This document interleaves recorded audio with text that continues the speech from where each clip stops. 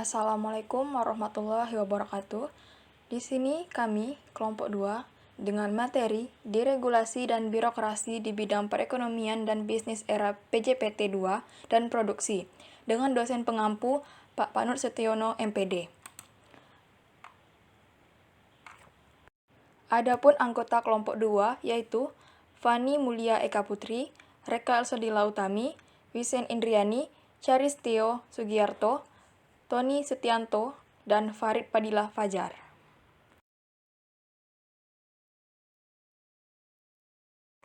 Adapun materi pertama yaitu deregulasi dan birokratisasi pada sektor keuangan dan perbankan di bidang perekonomian dan bisnis era PJPT 2. Dengan deregulasi, pemerintah berupaya guna menghilangkan berbagai hambatan persaingan dan melahirkan persaingan yang adil untuk beberapa sektor swasta. Pasar yang kompetitif akan turut aktif dalam memberikan inovasi dan produktivitas perekonomian, sehingga akan mampu mendorong alokasi suatu sumber daya yang ekonominya yang lebih efisien. Pihak pemerintah akan menghapus peraturan yang dianggap menghalau kemampuan tiap pengusaha untuk membangun bisnisnya. Peraturan yang lebih sederhana dan lebih sedikit nantinya mampu mengurangi biaya dalam menjalankan bisnis di era PJPT 2. Selanjutnya, deregulasi dan birokratisasi pada perdagangan. Deregulasi dan birokratisasi di bidang perdagangan, selain menyederhanakan berbagai perizinan, juga mempermudah prosedur, termasuk menghilangkan berbagai rekomendasi yang dinilai menghambat bagi eksportir dan importir dalam melakukan berbagai kegiatannya. Kementerian Perdagangan Republik Indonesia melaksanakan kebijakan deregulasi dan debirokratisasi yang bertujuan mendukung upaya peningkatan kelancaran arus barang dalam rangka ekspor, impor, dan distribusi barang dalam negeri, serta meningkatkan iklim usaha yang sehat dan berdaya saing. Kebijakan ini diterbitkan sebagai respon terhadap kondisi pelemahan ekonomi global yang berdampak pada kondisi ekonomi nasional, guna memperkuat struktur ekonomi nasional serta meningkatkan pertumbuhan ekonomi nasional untuk sebesar-besarnya kepentingan masyarakat. Dampak deregulasi dan debirokratisasi di bidang perekonomian dan bisnis era PJPT 2. Keuntungan dari deregulasi. Deregulasi penting untuk mempromosikan persaingan dan mengalokasikan sumber daya ekonomi secara lebih efisien. Adapun keuntungan lainnya dari deregulasi adalah mengurangi biaya menjalankan bisnis. Yang kedua, mengurangi perilaku koruptif pejabat, menawarkan lebih banyak pilihan kepada konsumen. Dan yang terakhir, meningkatkan kesejahteraan ekonomi jangka panjang. Lalu kelemahan deregulasi. Para pengkritik berpendapat bahwa deregulasi yang berlebihan menghasilkan efek negatif, seperti penguasaan ekonomi oleh segelintir orang, menurunnya kualitas produk, meningkatkan resiko sistematik sistem keuangan, meningkatkan biaya eksternalitas negatif, dan layanan esensial menjadi eksklusif. Peristiwa-peristiwa timbulnya gerakan koperasi. Pada tahun 1908, Perkumpulan Budi Utomo memperbaiki kesejahteraan rakyat melalui koperasi dan pendidikan dengan mendirikan koperasi rumah tangga, yang dipelopori oleh Dr. Sutomo dan Gunawan Mangunkusumo. Setelah Budi Utomo sekitar tahun 1911, Serikat Dagang Islam atau SDI dipimpin oleh Haji Samanhudi dan HOS Cokro Aminoto mempropagandakan cita-cita toko koperasi yang sejenis Waserda KUD. Hal tersebut bertujuan untuk mengimbangi dan menentang politik pemerintah kolonial Belanda yang banyak memberikan fasilitas dan menguntungkan para pedagang asing. Namun, pelaksanaan baik koperasi yang dibentuk oleh Budi Utomo maupun SDI tidak dapat berkembang dan mengalami kegagalan. Hal ini karena lemahnya pengetahuan perkoperasian, pengalaman berusaha, kejujuran, dan berkurangnya penelitian tentang bentuk koperasi yang cocok diterapkan di Indonesia.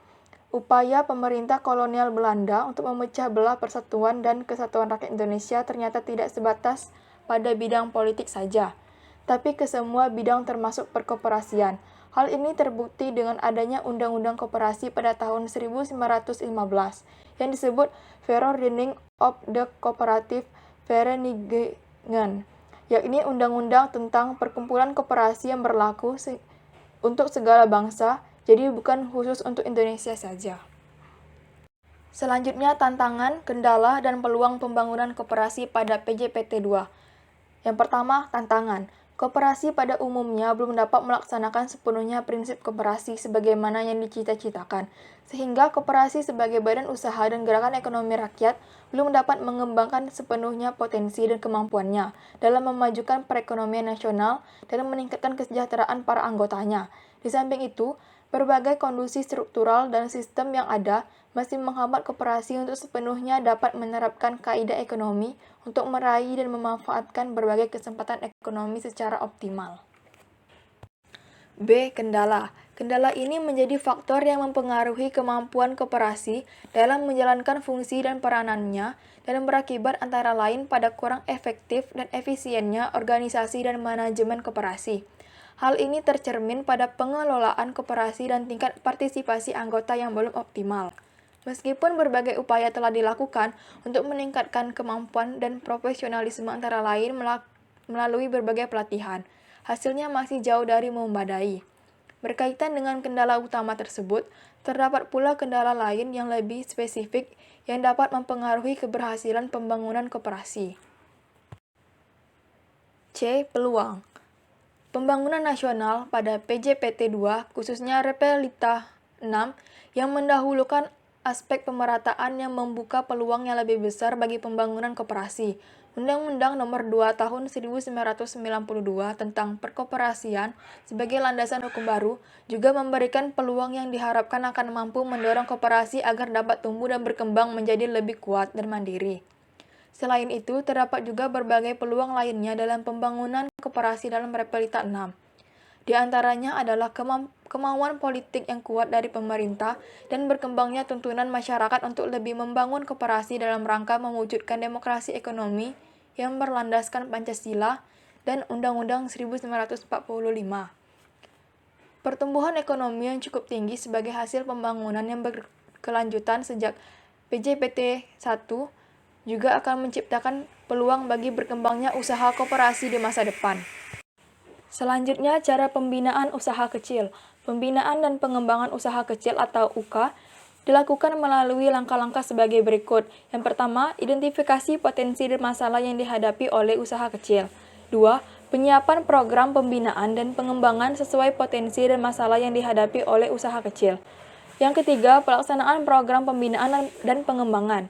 Yang terakhir, pemantauan dan pengendalian pelaksanaan program pembinaan dan pengembangan bagi usaha kecil. Cara pembinaan usaha kecil. Pembinaan dan pengembangan usaha kecil di bidang produksi dan pengolahan dilaksanakan dengan yang pertama, meningkatkan kemampuan manajemen serta teknik produksi dan pengolahan. 2. Meningkatkan kemampuan rancang bangun dan perekayasaan. Kemudian, memberikan kemudahan dalam pengadaan sarana dan prasarana produksi dan pengolahan, bahan baku, bahan penolong, dan kemasan. Yang terakhir, menyediakan tenaga konsultan profesional di bidang produksi dan pengolahan. Selanjutnya, pembinaan dan pengembangan usaha kecil di bidang pemasaran dilaksanakan dengan yang pertama, melaksanakan penelitian dan pengkajian pemasaran, meningkatkan kemampuan manajemen dan teknik pemasaran. Selanjutnya, menyediakan sarana serta dukungan promosi dan uji coba pasar. Mengembangkan lembaga pemasaran dan jaringan distribusi. Kemudian, memasarkan produk usaha kecil. Selanjutnya, menyediakan tenaga konsultan profesional di bidang pemasaran. Menyediakan rumah dagang dan promosi usaha kecil. Yang terakhir, memberikan peluang pasar. Lalu pembinaan pengembangan usaha kecil di bidang sumber daya manusia dilaksanakan dengan yang pertama, memasyarakatkan dan membudayakan kewirausahaan.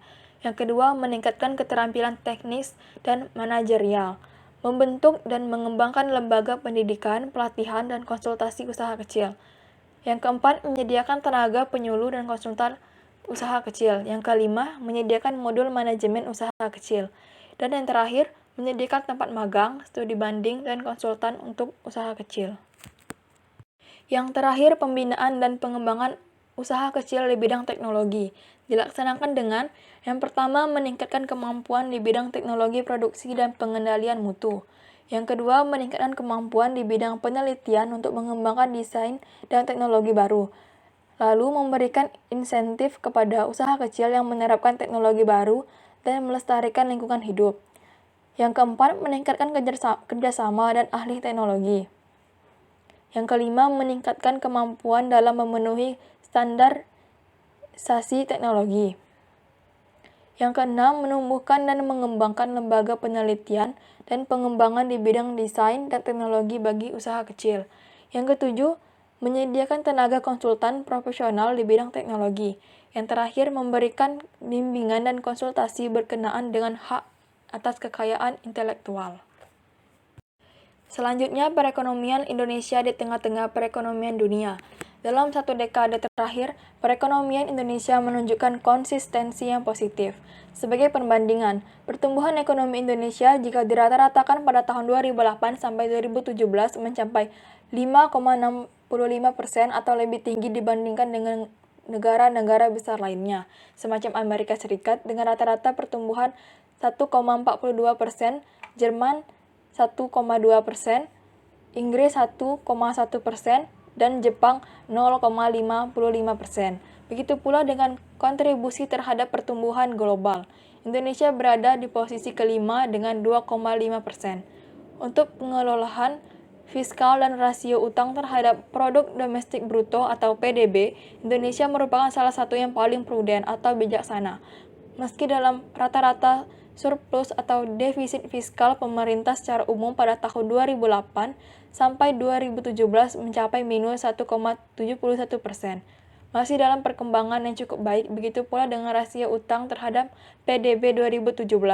Indonesia memiliki utang yang sedikit bila dibanding dengan negara besar seperti Jepang, Amerika Serikat, bahkan Tiongkok yang memiliki pertumbuhan ekonomi yang cukup baik.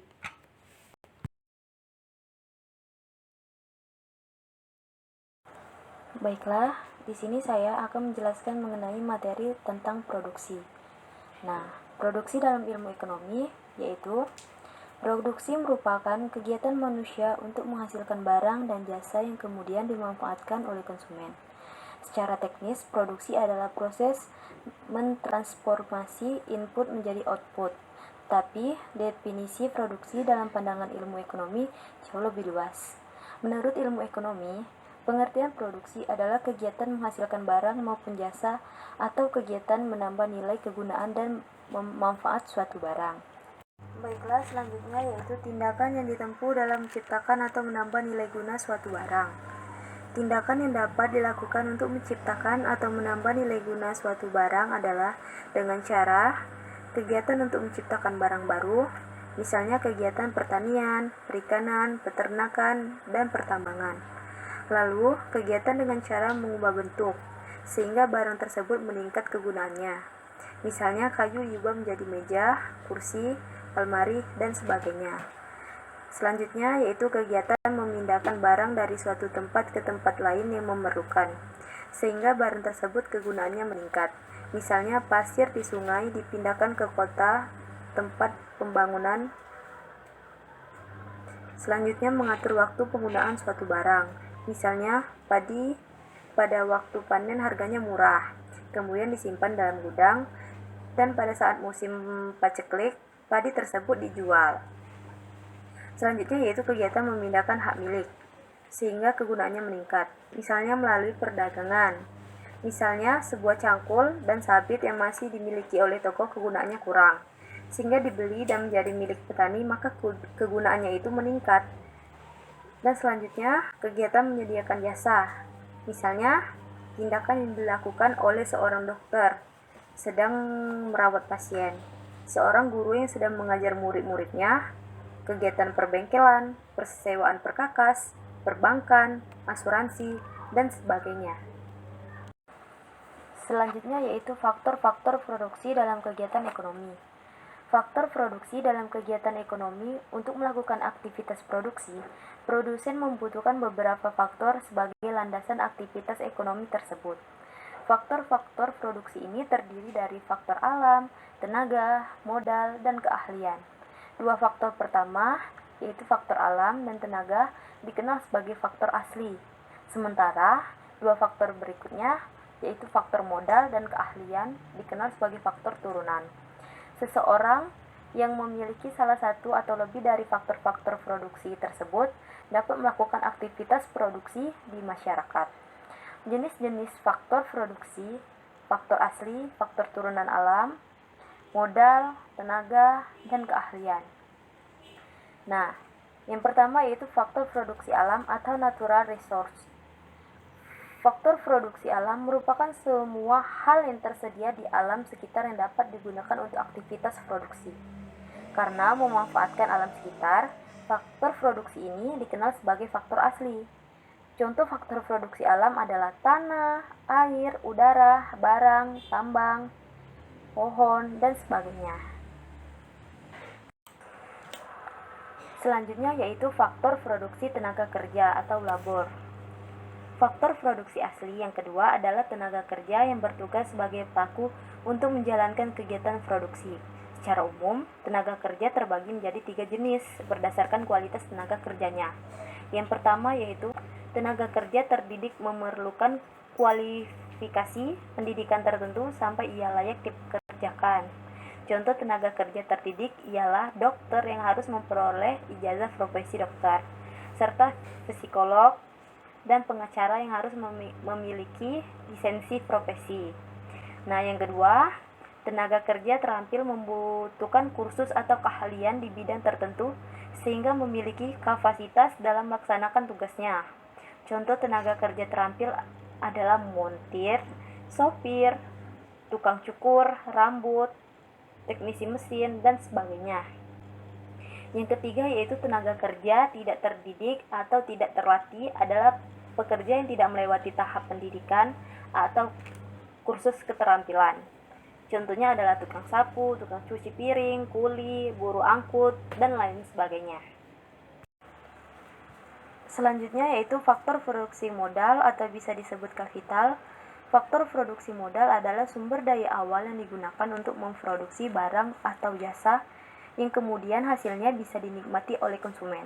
Secara umum, faktor produksi modal ini dapat dibagi berdasarkan sumber, bentuk, kepemilikan, dan berdasarkan sifatnya. Penjelasannya adalah sebagai berikut. Yang pertama, berdasarkan sumbernya. Ada modal sendiri yang berasal dari setoran pemilik atau dari dalam perusahaan. Sementara itu, modal asing adalah modal yang bersumber dari luar pemilik atau eksternal perusahaan. Sebagai contoh modal sendiri adalah biaya produksi dari menyisihkan sebagian keuntungan. Sementara itu, contoh modal asing adalah pinjaman bank, investasi dari orang atau badan lainnya. Yang kedua yaitu berdasarkan bentuknya.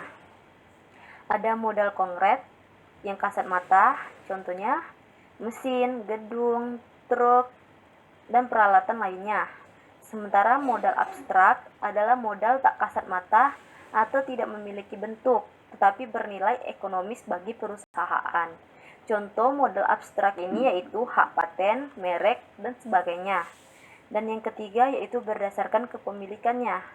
Ada modal individu yang bersumber dari perorangan dan labanya merupakan sumber pendapatan bagi pemilik modal. Contohnya dividen, hasil investasi saham, hasil sewa ruko, hasil sewa indeks kos, dan sebagainya. Kemudian, masih berdasar kepemilikannya, ada modal umum yang berasal dari masyarakat, misalnya dimiliki oleh pemerintah dan dimanfaatkan untuk kepentingan umum. Contohnya yaitu pasar, bandara, rumah sakit, dan sebagainya. Yang keempat yaitu berdasarkan sifatnya. Ada modal tetap yang dapat digunakan berulang-ulang dan dalam durasi lama.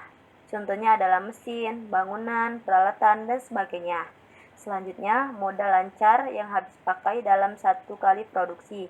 Contohnya yaitu bahan baku kertas, bahan bumbu untuk masakan, dan sebagainya. Selanjutnya yaitu faktor produksi keahlian atau bisa disebut skill.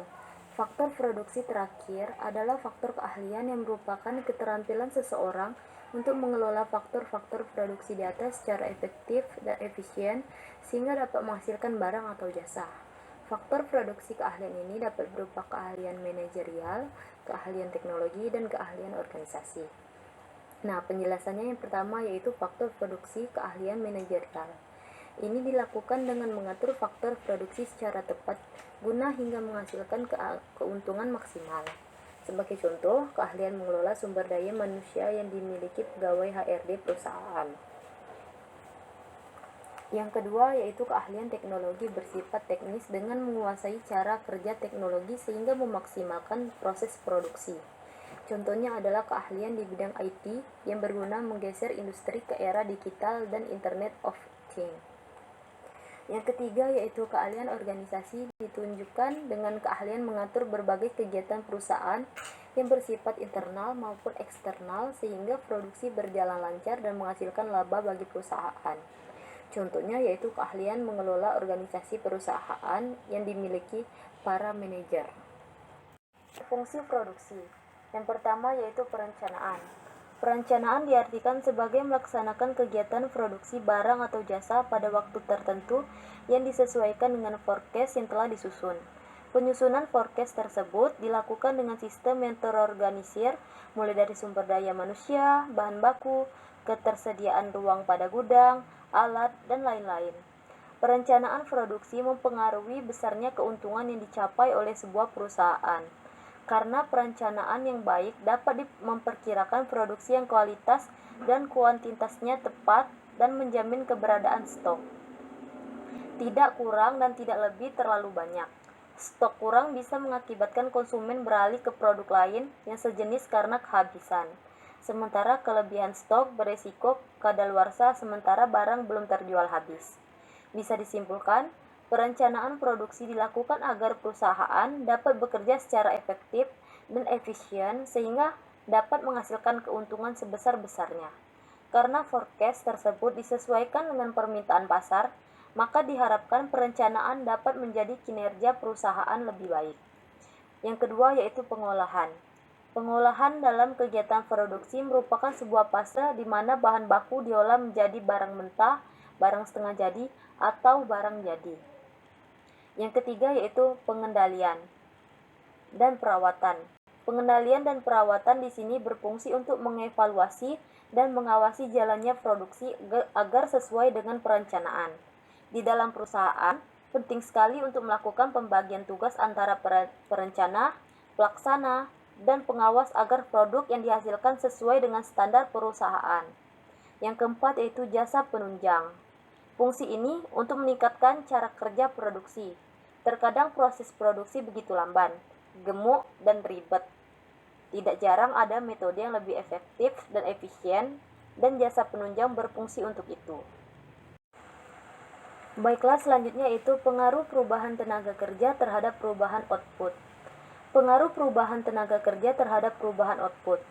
Dampak kenaikan output terhadap kenaikan permintaan tenaga kerja. Akibat adanya kenaikan output, dampak langsungnya adalah industri akan meningkatkan permintaan terhadap inputnya. Salah satu input dalam proses produksi adalah kebutuhan akan tenaga kerja. Untuk memenuhi perubahan output yang terjadi, maka dibutuhkan tambahan tenaga kerja untuk mengerjakannya. Dengan pendekatan supply side, dapat diketahui seberapa besar daya serap tenaga kerja pada masing-masing sektor. Hubungan nilai output dengan tenaga kerja menurut Carcase dan Rayfair tahun 2007 bahwa terdapat beberapa cara yang dilakukan untuk meningkatkan output di dalam perekonomian. Di antaranya yaitu dengan menambah jumlah tenaga kerja yang digunakan. Dengan pekerja yang bekerja lebih banyak, maka output yang diproduksi juga lebih banyak. Oleh karena itu, output bisa meningkat jika tenaga kerja meningkat. Tinggi rendahnya jumlah tenaga kerja yang digunakan oleh perusahaan dipengaruhi oleh tinggi rendahnya jumlah barang yang diproduksi oleh tenaga kerja tersebut. Tinggi rendahnya jumlah barang yang diproduksi perusahaan tergantung pada tinggi rendahnya jumlah yang diminta oleh konsumen. Semakin tinggi jumlah barang yang diminta oleh konsumen, berarti jumlah barang yang diproduksi oleh suatu perusahaan akan mengalami peningkatan. Sehingga jumlah tenaga kerja yang digunakan dan dibutuhkan oleh perusahaan tersebut juga akan semakin tinggi. Berdasarkan hasil analisis yang dilakukan oleh Toto Jaunita tahun 2016, nilai output berpengaruh positif dan signifikan terhadap penyerapan tenaga kerja pada sektor industri besar dan sedang di Provinsi Jawa Tengah.